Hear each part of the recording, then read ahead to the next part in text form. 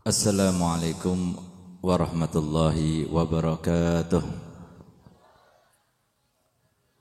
Alhamdulillah rabbil alamin. Wassalatu wassalamu ala asyrafil anbiya'i wal mursalin Sayyidina wa habibina wa syafi'ina wa nuri qulubina Muhammad Habibi rabbil alamin wa imamil ghurril muhajjalin wa ala alihi wa sahbihi ajma'in. Subhanaka la ilma lana illa ma 'allamtana innaka antal alimul hakim. Rabbi shrah li sadri wa yassir li amri wahlul 'uqdatam min lisani yafqahu qawli, amma ba'du.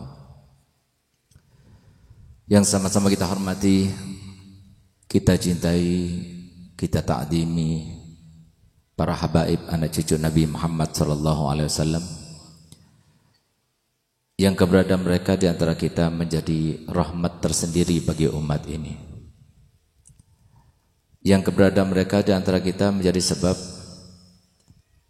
kita tahu bahwasanya masih ada mukjizat daripada mukjizat Nabi yang tersisa dan bisa kita rasakan sampai detik ini. Di mana 1400 tahun yang lalu Nabi SAW telah bersabda, "Ahlu baiti amanun li ahlil ardi kan nujumi amanun li ahlis sama fa iza zahaba ahlu baiti jaa ahlal ardi minal ayati ma kanu yu'adun."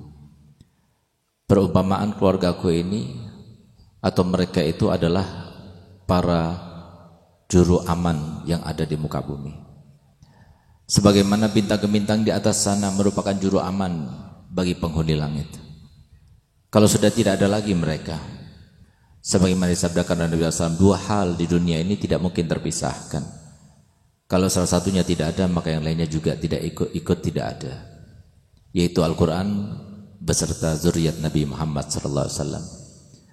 Kalau kita sudah pergi ke masjid-masjid, musalla-musalla, di rumah kita, lalu kita buka Al-Quran, masih ada tulisannya, kita akan cari Habib ada di mana-mana. Tapi kalau sudah kita buka Al-Quran, lalu kita tidak dapat lagi melihat tulisan kosong di situ, maka disitulah kita cari satu Habib pun di muka bumi ini kita tidak akan dapatkan lagi. Oleh karenanya Nabi SAW bersabda, kalau sudah tidak ada lagi mereka di dunia, maka akan terjadi kepada mereka seperti yang Allah janjikan terhadap manusia daripada perkara-perkara hari kiamat. Mereka pula lah yang dikatakan oleh Nabi kita Muhammad SAW, hubbi wa hubbu ahli baiti amanun fi sab'ati mawatin ahwaluhunna azimah. Mencintaiku dan mencintai zuriatku adalah sebab untuk mendapatkan keamanan di dalam 7 keadaan yang sangat genting dan mengkhawatirkan. Yang pertama, indal wafah, ketika wafat seseorang cinta pada Nabi dan zuriat Nabi aman, karena dipastikan meninggal dalam keadaan husnul khatimah. Yang kedua, indan nasyr, ketika dibangkitkan aman, karena dibangkitkan insyaallah bersama golongan Nabi kita Muhammad sallallahu alaihi wasallam. Yang ketiga, indal kitab, ketika menerima catatan amal kebaikannya aman, karena dia akan menerimanya dengan tangan kanannya sebagai pertanda bahwasanya dia termasuk yang sukses dan selamat daripada hisab nantinya. Yang keempat, indah hisab, ketika hisab aman, karena dipastikan insyaallah dia termasuk yang melaluinya dalam keadaan sukses. Yang kelima, indal mizan, ketika ditimbang catatan amal kebaikannya dipastikan aman, karena catatan amal kebaikannya lebih banyak daripada catatan amal keburukannya. Yang keenam, indas sirat, ketika melewati sirat aman, karena dipastikan insyaallah dia bersama golongan Nabi kita Muhammad sallallahu alaihi wasallam. Dan yang kedua tadi, yang kelewat adalah indal qabr, ketika dalam kubur dia aman, karena dipastikan makamnya, kuburannya menjadi raudatan biryadil jannah. Semoga kita termasuk mencintai mereka para zuriat Nabi, sehingga dengan mencintai mereka berarti kita telah patuh kepada Nabi kita Muhammad SAW. Dengan mencintai mereka berarti kita akan mendapatkan kenikmatan-kenikmatan tersebut di saat seseorang dalam keadaan genting dan mengkhawatirkan, tapi kita mendapatkan nikmat dalam keadaan-keadaan seperti itu. Amin, amin ya rabbal alamin. khususnya yang sama-sama kita cintai, kita hormati dan kita muliakan Mudirul Ma'had Darul Dakwah, pengasuh pondok pesantren Darul Dakwah Al-Habib Ali Zainal Abidin Ibn Al-Habib Hasan Baharun, yang kita doakan semoga beliau panjang umur, sehat badan, dimudahkan segala urusan, ditambah semangat dakwah dan juga mengurusi pesantrennya, serta ditambah cinta datuknya kepadanya, dan semoga beliau diberikan oleh Allah Ta'ala keluasan dan kelapangan dalam setiap masalahnya, sehingga disampaikan cita-citanya dan disampaikan semua keinginannya, serta dimudahkan semua urusannya. Amin amin ya rabbal alamin. Dan juga Al-Habib Hashim Al-Habsyi, Habib Abu Bakar Segaf, Habib Umar Baharun, Habib Hasan Al-Bahar, dan semua para habaib, mohon maaf saya tidak sebutkan satu persatu, namun tanpa mengurangi rasa hormat dan cinta kami kepada mereka selaku zuriat Nabi Muhammad SAW. Yang sama-sama kita muliakan para alim ulama, para kiai, yang kalau bukan karena mereka kita semuanya tidak berkumpul di tempat ini. Kalau bukan karena mereka, maka anak-anak muda tadi tidak mungkin akan memperagakan apa yang telah mereka peragakan di depan kita tadi. Kalau bukan karena mereka, bahkan tidak ada cinta Nabi dalam hati kita. Kalau bukan karena mereka, maka tidak ada lagi yang namanya budi pekerti. Tidak ada lagi anak muda menghormat kepada yang lebih tua. Tidak ada lagi anak yang menghormat kepada orang tuanya. Mereka lah yang disebut oleh Imam Ghazali sasaran seputar Nabi kita Muhammad. Apapun yang kita ingin dapatkan daripada Nabi Muhammad ada pada diri ulama. Kalau kita ingin mendapatkan doa Nabi Muhammad, minta doa kepada ulama. Kalau kita ingin mendapatkan barokah Nabi Muhammad, cari keberkahan tersebut dalam diri para ulama. Yang demikian itu kata Imam Ghazali berdasarkan sabda Nabi SAW yang berbunyi, man zara aliman faka'annama zarani, wa man safaha aliman faka'annama safahani, wa man jalasa aliman faka'annama jalasani, wa man jalasini fid dunya kuntu lahu jalisan yaumal qiyamah. Ya, artinya barang siapa yang datang berkunjung ke rumah orang alim, maka seakan-akan dia itu datang berkunjung ke rumahku. Barang siapa yang datang bersalaman dengan orang alim, seakan-akan dia itu bersalaman denganku. Dan barang siapa yang duduk-duduk bersama orang alim, seperti yang kita laksanakan pada siang hari ini, di atas panggung kita banyak para ulama, sehingga berarti dipastikan kita sekarang ini sedang duduk-duduk bersama Nabi Muhammad. Dan barang siapa yang banyak duduknya dengan para ulama di dunia, kelak nanti di akhirat akan menjadi teman duduknya Nabi Muhammad. Semoga kita semua termasuk mencintai para ulama, sehingga kita termasuk yang dijadikan Allah Ta'ala sebagai teman duduk kepada Nabi Muhammad SAW. Amin, amin ya rabbal alamin. Khususnya guru saya dan guru kita semuanya, Al-Ustadz Qaimuddin Abdullah, dan tidak lupa kepada Sahibul Bait Kiai Imam Syafi'i, serta para kiai-kiai yang lainnya, para Agus, dan semua para asatidzah yang mohon maaf tidak sebutkan satu persatu, namun tanpa mengurangi rasa hormat dan cinta kami kepada mereka semuanya. Kita doakan mereka semoga panjang umurnya, sehat badannya, dimudahkan segala urusannya. Ketika meninggal dunia setelah panjang usianya, maka Nabi SAW hadir bersamanya untuk menjemput nyawanya. Dan semoga kita termasuk yang berada di dalam hati mereka semuanya, sehingga kelak nanti pada mahsyar kita termasuk yang digolongkan mendapatkan syafaat pada para ulama. Amin, amin ya rabbal alamin. Para pejabat yang hadir, para tokoh masyarakat, para wali santri, dan para hadirin hadirat yang dimuliakan oleh Allah. Alhamdulillah, dari semenjak tadi kita disuguhkan dengan suguhan-suguhan rahmat, suguhan-suguhan keberkahan, suguhan-suguhan yang penuh dengan pahala, suguhan-suguhan yang menjadi sebab kita mendapatkan ridho. Karena kita semuanya berkumpul untuk Nabi Muhammad. Kita semuanya berkumpul untuk mengenang dan merayakan hari lahir Nabi kita Muhammad. Kita juga datang menghadiri haul daripada anak cucu Nabi Muhammad. Sehingga dipastikan insyaAllah tidak ada satupun di antara kita yang hadir kecuali dalam keadaan semuanya dikabulkan hajatnya. Dosa-dosanya diampunkan oleh Allah Ta'ala.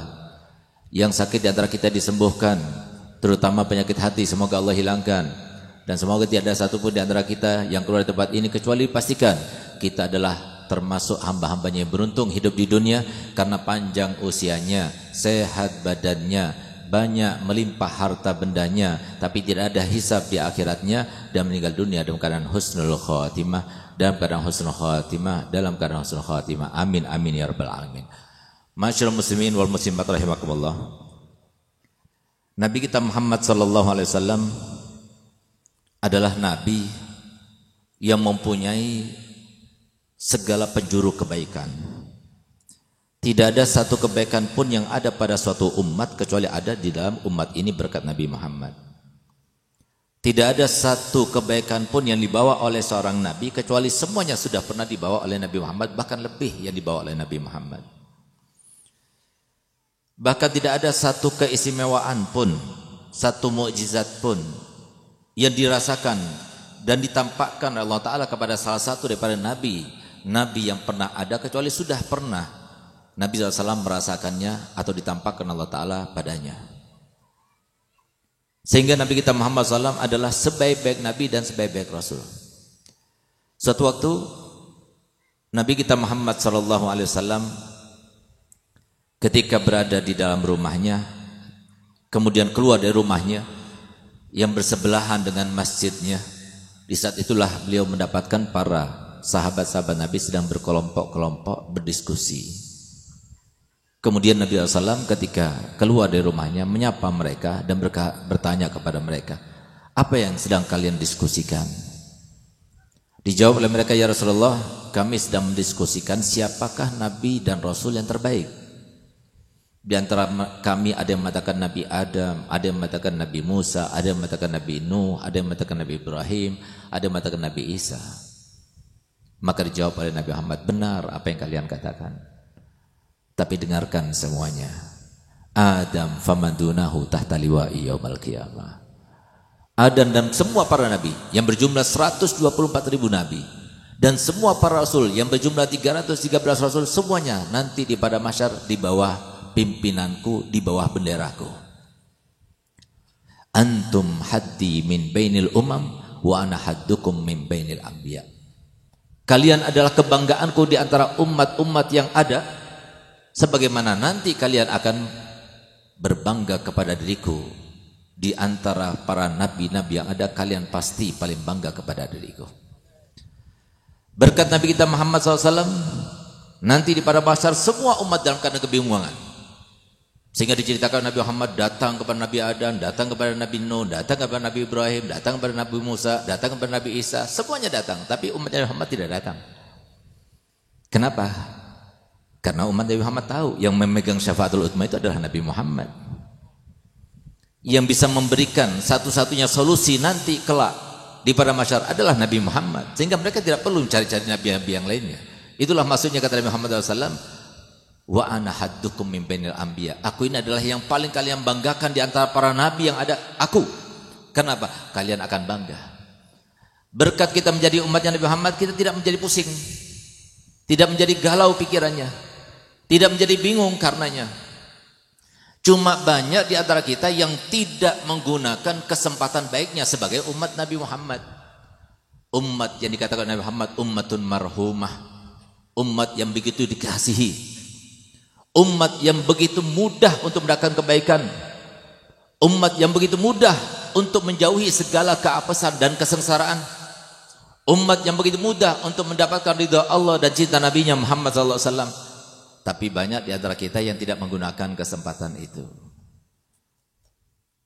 Oleh karena itu, kita harus tahu apa sih fungsi Nabi kita Muhammad di antara kita. Kenapa selalu diadakan peringatan Maulid? Untuk apa? Kita mengenang Nabi Muhammad untuk apa? Tidak ada lain kakek moyang kita itu, para alim ulama tersebut membuat tradisi semacam ini tidak ada lain kecuali supaya kita berada di dalam ranah ayat Allah yang berbunyi fadzakir fa inna dzikra tanfa'ul mu'minin. Ingatkanlah, karena sesungguhnya peringatan itu masih akan bermanfaat bagi orang-orang mukmin. Dengan peringatan Maulid, alhamdulillah 1 bulan suntuk, entah berapa kali kita hadir Maulid.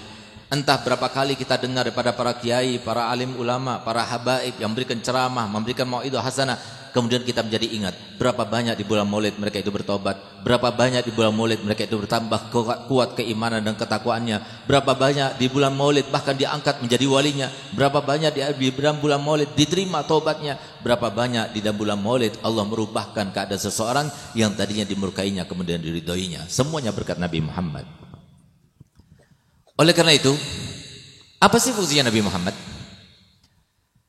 Fungsi daripada Nabi kita Muhammad itu adalah sesuai dengan firman Allah Ta'ala di dalam Al-Quran yang berbunyi, laqad kana lakum fi rasulillahi uswatun hasanah. Adalah di dalam diri Nabi kita Muhammad SAW itu adalah tauladan.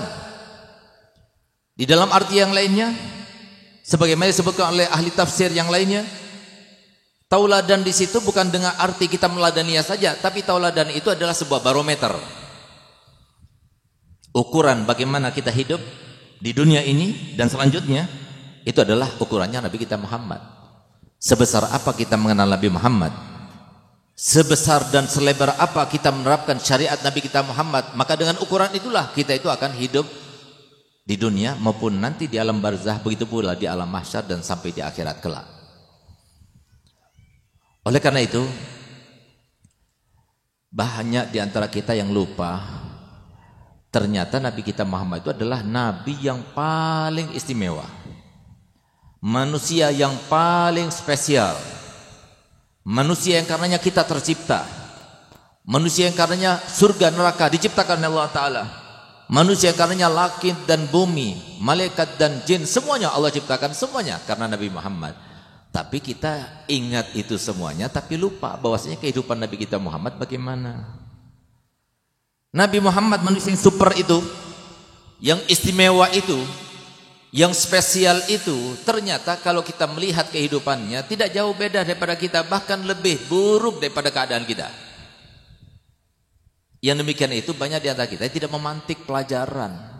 Kalau Nabi kita Muhammad seorang manusia yang paling spesial, yang paling cintai Allah Ta'ala dalam keadaan hidup semacam ini, apalagi kita. Lalu kita bermimpi, berkhayal, berangan-angan, berkehendak, memohon kepada Allah untuk kita hidup lebih baik daripada Nabi Muhammad.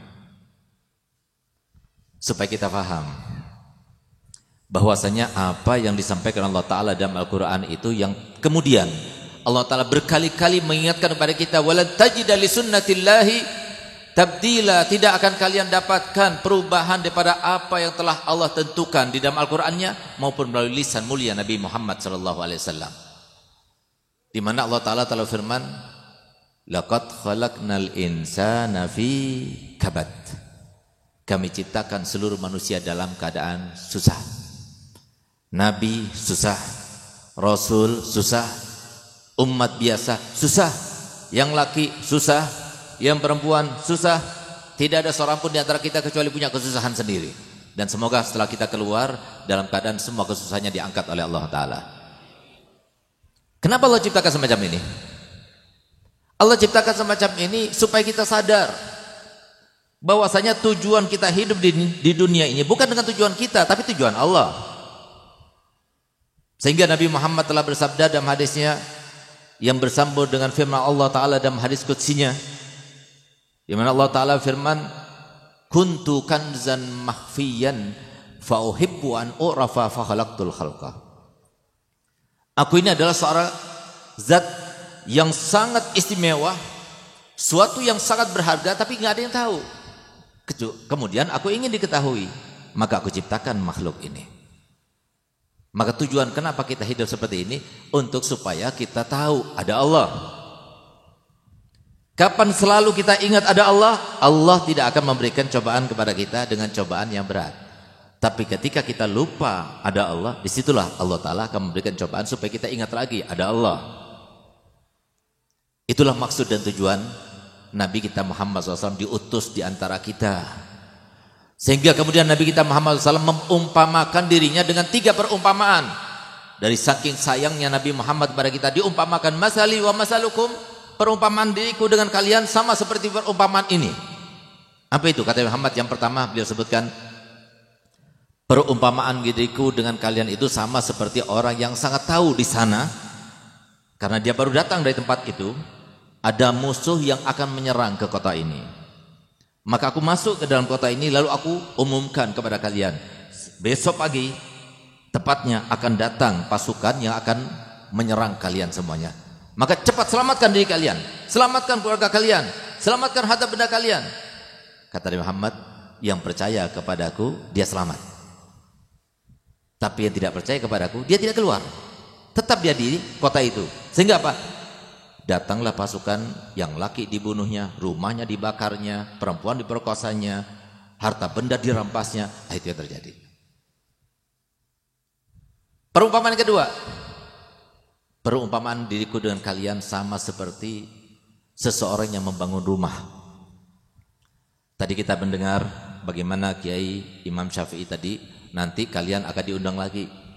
Untuk apa? Untuk melaksanakan tasyakuran masjid sudah jadi. Semoga cepat jadi. Dan beruntung yang memberikan infak kepada masjid itu, karena nanti akan dibangunkan Allah Ta'ala rumah di dalam surga.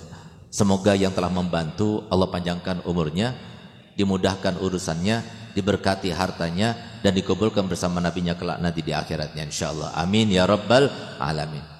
Setelah terbangun masjid itu, rumah itu, lembaga itu dan sebagainya, kata Nabi Muhammad, yang punya rumah itu ingin bikin tasyakuran. Maka diundanglah undangan-undangan, mengutus seorang utusan untuk menyampaikan undangan tersebut ke tetangga, ke handai tolan, ke kerabat, ke mitra, ke kolega, semuanya diundang.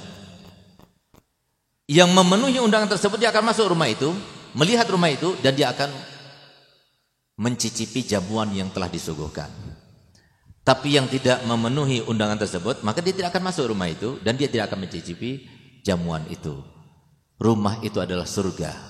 Yang mengundang adalah Allah, utusannya adalah aku.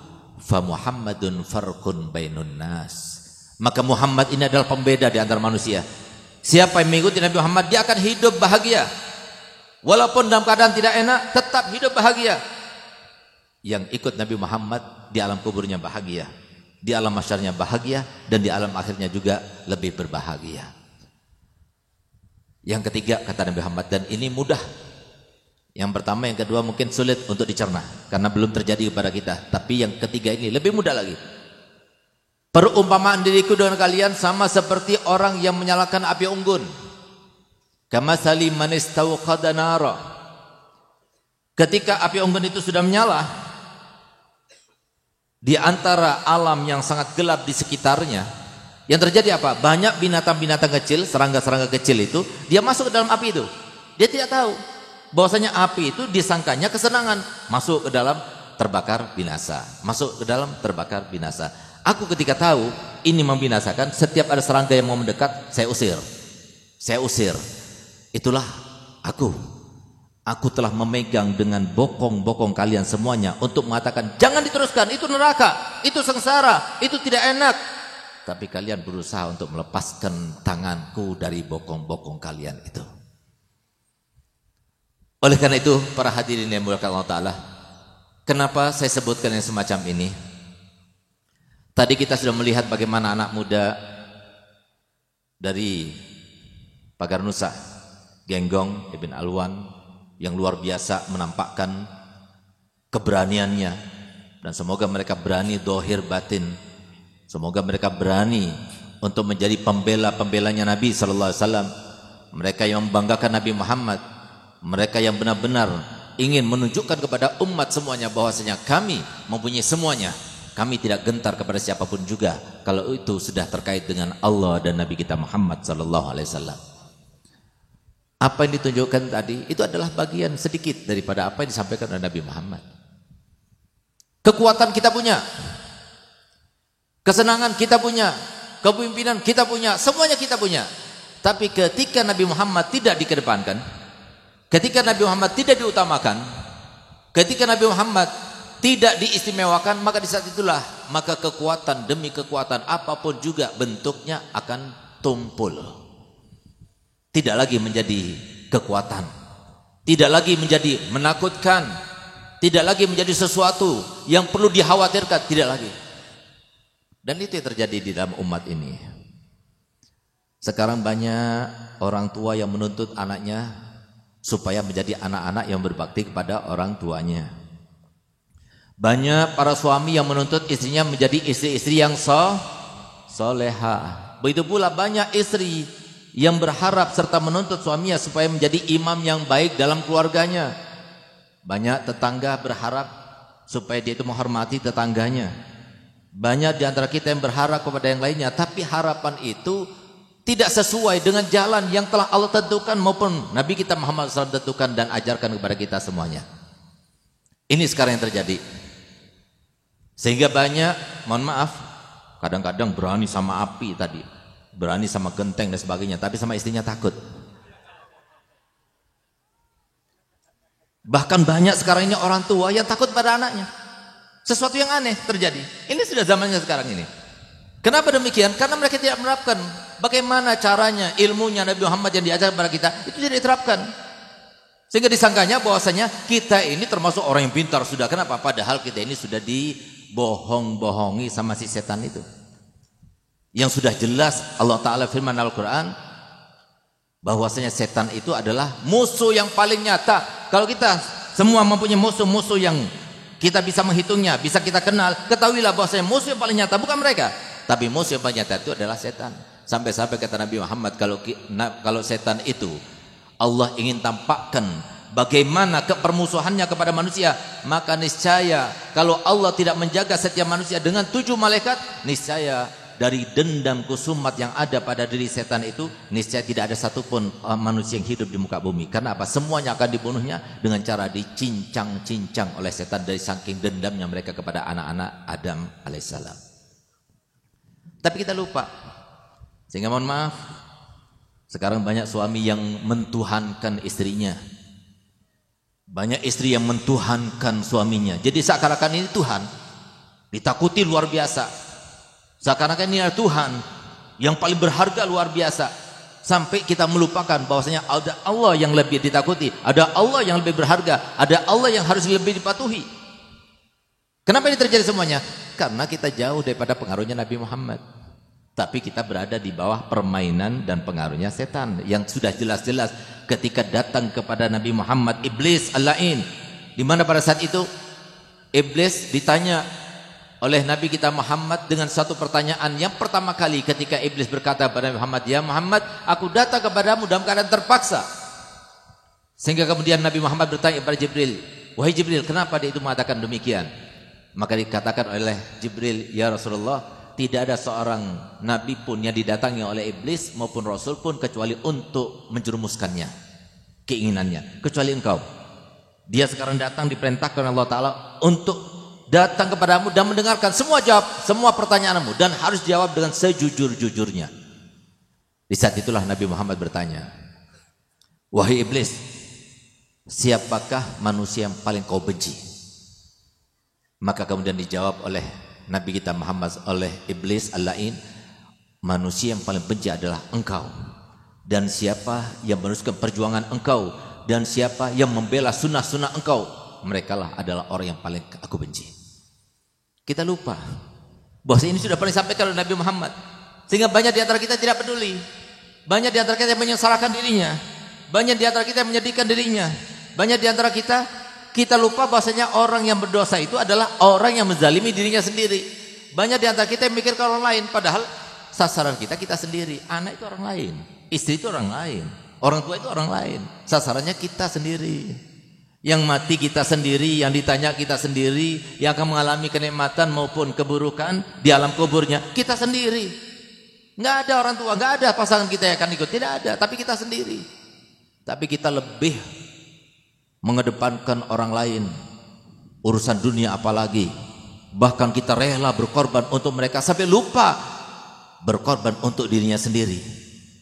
Berapa banyak di antara kita sudah masuk dalam ranah hadis Nabi yang berbunyi, "Kam min talibin wa laysa bi'akilih." Berapa banyak orang yang mencari makan tapi dia tidak ikut memakannya. Banyak orang yang mengais rezeki tapi dia tidak ikut menggunakannya. Bahkan Nabi SAW di dalam hadis lain-lainnya beliau bersabda, "Antum tuhibbuna mala warasikum aksar min malikum." Kalian itu lebih cinta kepada harta ahli warisnya ketimbang hartanya sendiri. Sehingga sahabat Nabi ketika mendengar hadis tersebut komplain kepada Nabi, "Man minna ya Rasulullah?" Siapa di antara kita yang lebih cinta pada harta ahli warisnya ketimbang hartanya sendiri? Pasti kita lebih cinta pada hartanya sendiri. Tidak, kata Nabi Muhammad. Yang kalian gunakan, yang kalian infakkan, itu adalah harta kalian. Yang kalian tinggalkan, itu adalah harta ahli waris kalian. Lebih banyak yang kalian gunakan atau lebih banyak yang kalian tinggalkan. Baru mereka sadar, ternyata kita lebih cinta kepada harta ahli warisnya ketimbang hartanya sendiri. Sehingga pantas kalau Nabi kita Muhammad SAW bersabda, man mata bila wasiatin mata ghariban. Orang yang meninggal dunia tanpa mewariskan atau tanpa berwasiat dengan sebagian hartanya, maka dia itu akan meninggal dalam keadaan seperti orang asing di dalam kuburnya. Tapi kita tidak peduli. Kenapa? Karena di bawah pengaruh setan itu. Si istri pikirkan suaminya saja, terlambat datang dipikirkan. Tapi dia tidak memikirkan dirinya sendiri. Bagaimanakah sudah, kalau sumpah dia meninggal sekarang, apakah dia termasuk istri yang akan masuk surga dengan berkat suaminya? Si suami juga tidak memikirkan bahwasanya ternyata istrinya yang begitu dipatuhinya, begitu ditakutinya, nanti pertama kali akan menyulitkannya itu adalah istrinya. Allah Ta'ala telah firman dalam Al-Quran, inna min azwajikum wa uladikum aduan lakum fahdharuhum. Sesungguhnya di antara istri kalian, anak kalian akan menjadi musuh bagi kalian. Hati-hatilah. Cukup, kata Nabi Muhammad, dianggap seorang itu pendosa kalau dia itu mengikuti setiap apapun yang diinginkan oleh istrinya. Banyak di antara kita yang masuk ke dalam ini. Kenapa? Karena kita tidak di bawah pengaruhnya Nabi Muhammad. Oleh karena itu para hadirin muliakan Allah Ta'ala, orang yang mengikuti pengaruhnya Nabi Muhammad, dia akan hidup senang. Contohnya siapa? Contohnya Habib Hasan Baharun. Contohnya para kiai yang kita hauli sekarang ini. Mereka itu sudah merasakan kesenangannya. Karena mereka itu selalu membaca sirah, sejarah nabinya. Mereka sudah merasakan sendiri bagaimana akibat dari kesabaran-kesabaran yang telah mereka terapkan.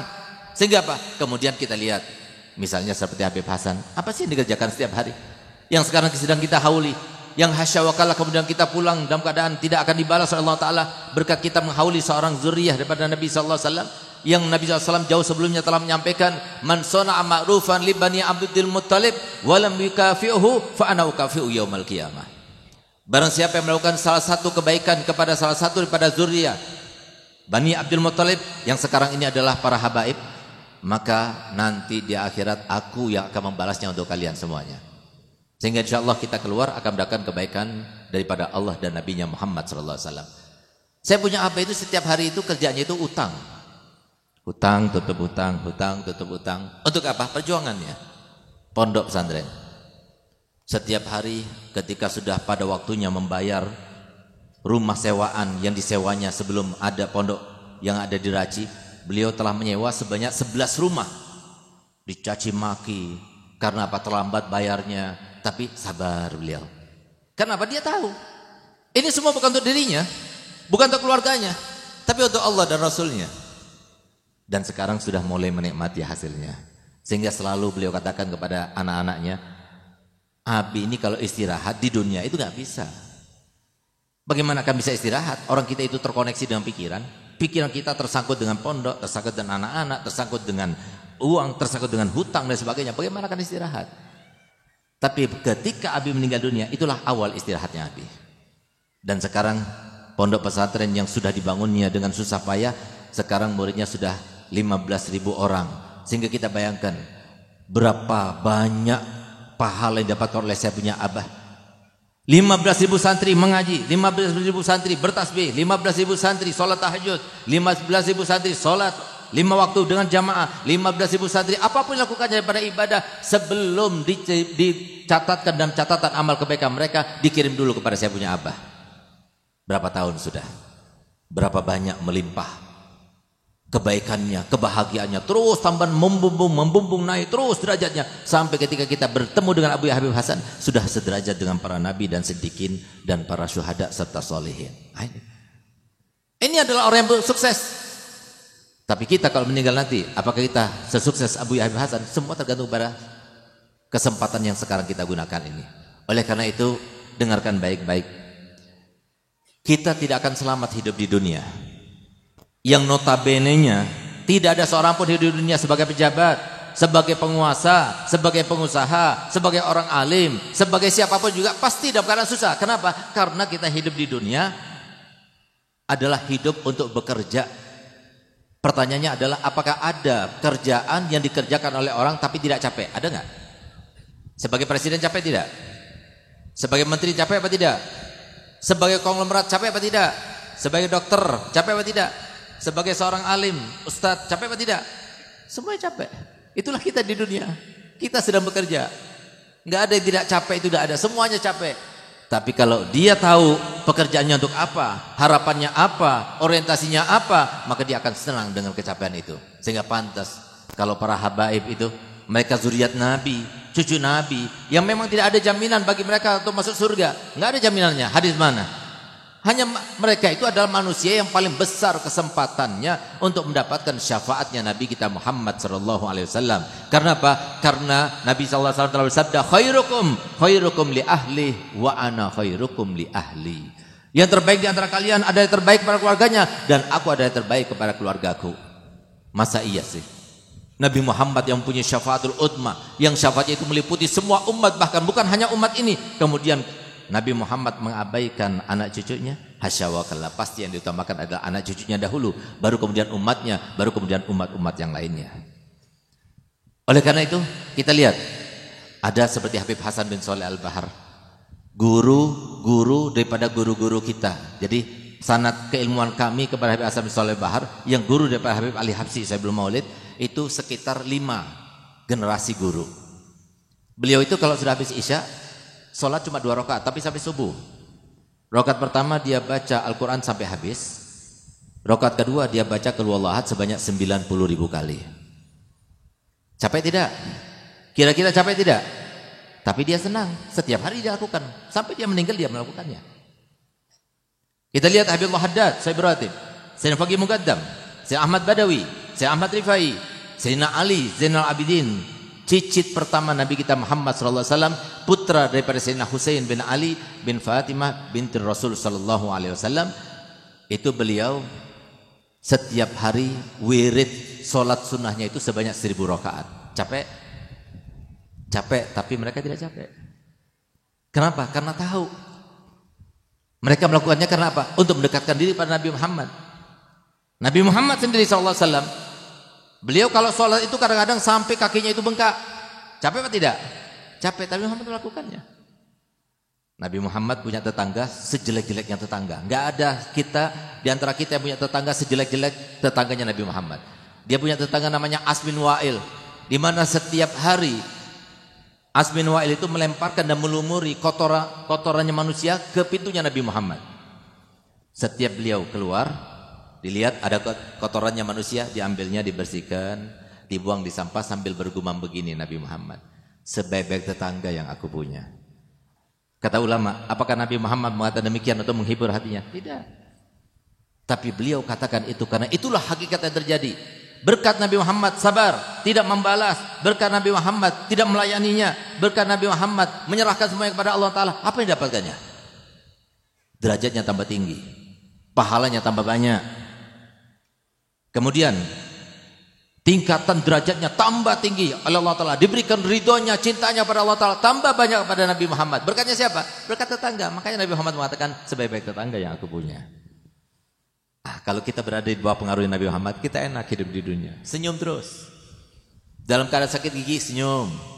Oleh karenanya pantas Nabi Muhammad mengatakan paling rendahnya akhlak yang baik itu tidak bertemu dengan seorang muslim yang lainnya kecuali dalam keadaan tersenyum. Kenapa? Dia tahu semuanya susah, tetangga susah, orang tua susah, anak susah. Tapi kalau kita melakukannya untuk Nabi Muhammad, kita melakukannya untuk Allah Ta'ala, tidak ada susah.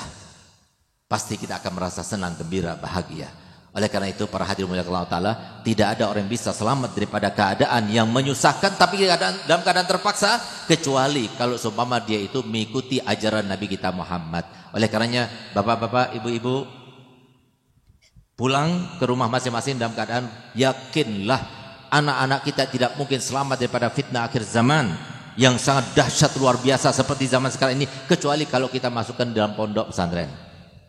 Alhamdulillah pondok pesantren sekarang sudah ada ijazahnya, termasuk di tempat Kiai Imam Syafi'i ada ijazah. Ada ijazah Ustaz? Kiai ada ijazahnya sih, ada ijazahnya. Insya Allah ijazahnya bisa untuk lamar jadi presiden juga bisa. Jadi sama seperti di luar sana, bisa sama. Sekarang kalau nggak mau dimasukkan pondok, ya nggak apa-apa. Masukkan pendidikan formal, tapi jangan lupa nanti siangnya masukkan madrasah dini yang ada di sekitarnya. Kalau nggak mau juga melakukan itu, ya sudah nggak apa-apa. Ada pilihan ketiga, nggak ada lagi pilihan keempat.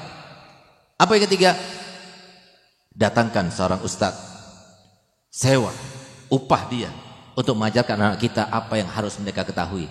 Hanya dengan 3 keadaan itulah kita bisa menyelamatkan anak keturunan kita. Saya punya abah yang kita hauli sekarang selalu bilang kepada anak-anaknya, kalau seumpama abi meninggalkan uang triliunan rupiah untuk kalian senang hidup di dunia, nggak akan kalian dapatkan.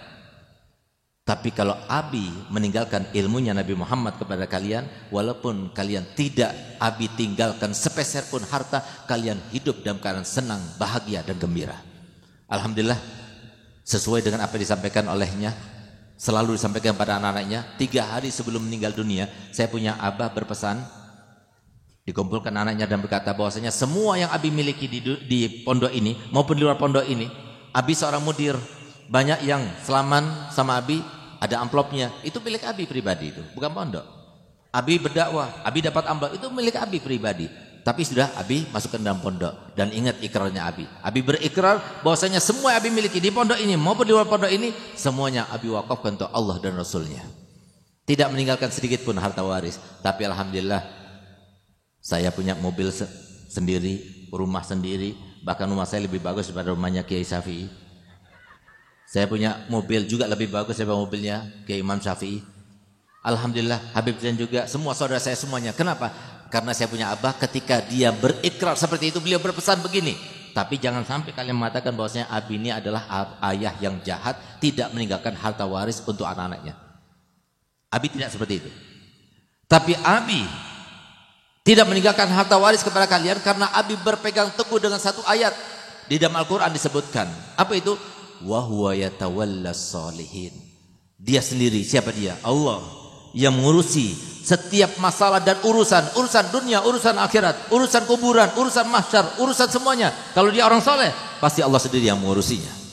Abi pegang teguh ayat itu, dan alhamdulillah tugasnya Abi sebagai seorang ayah cuma satu, membuat soleh anak-anaknya. Kalau sudah soleh anak-anaknya, tenang sudah urusannya.